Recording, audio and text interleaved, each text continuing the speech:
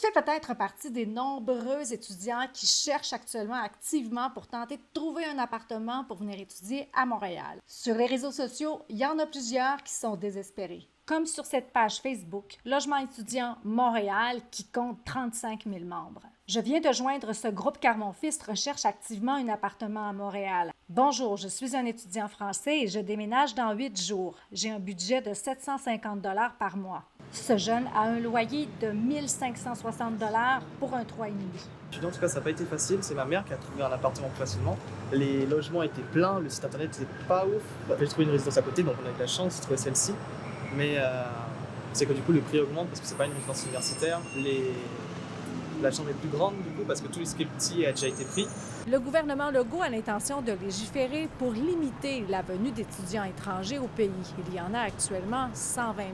Mais en attendant, cette maman venue de France a trouvé pour sa fille qui passera 2 ans ici. Alors, on a trouvé dans une coloc de 4, la pièce commune est quand même toute petite. La cuisine est la cuisine est toute petite. Il y a juste un canapé, la télé elle est accrochée au mur. Je m'attendais à ce que la pièce à vivre soit plus spacieuse et plus accueillante et plus chaleureuse. Voilà. Le prix c'est 800 $ canadiens tout compris. Et même ceux qui trouvent un logement, généralement, c'est pas toujours un logement de grande qualité et c'est un logement qui généralement coûte très cher.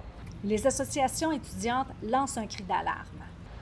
La dernière enquête que l'Union étudiante du Québec on a produite sur le financement et l'endettement étudiant nous permet de relever que c'est environ 28 % des dépenses annuelles d'une personne étudiante qui va dans son logement. C'est le plus haut poste de dépenses, puis c'est près du double du deuxième poste qui serait les droits de scolarité et l'alimentation qui arrive à peu près tous les deux autour de 15 %. Cet organisme qui construit du logement pour étudiants en sait quelque chose. Le problème est majeur. Puis juste à Montréal, on avait 20 appartements disponibles cette année, seulement 20, et on a eu plus de 200 candidatures très rapidement qui sont rentrées pour ces logements-là, avant qu'évidemment on ferme les candidatures pour ne pas décevoir des milliers de jeunes qui étaient à la recherche d'un logement. En fait, le prix du loyer, c'est une barrière financière beaucoup plus importante que les frais de scolarité. Donc on entend de plus en plus aussi d'histoires de jeunes qui changent leur projet d'études, qui renoncent à certains objectifs ou qui changent de domaine ou d'école juste en fonction des prix des loyers ou de la disponibilité des loyers, ce qui est aussi une contrainte, surtout dans les plus petites villes universitaires. Là, on arrive le 1er septembre, puis il y a de plus en plus de personnes étudiantes qui sont à la recherche de logement. On voit d'ailleurs les universités même qui des fois font des appels à la population dans certaines régions pour offrir des chambres, des demi-sous-sols, quoi que ce soit, pour donner un coup de main à la poche du 1er septembre.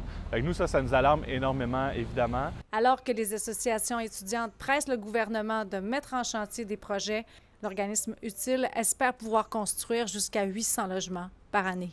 À Montréal, Véronique Dubé pour Nouveau Info.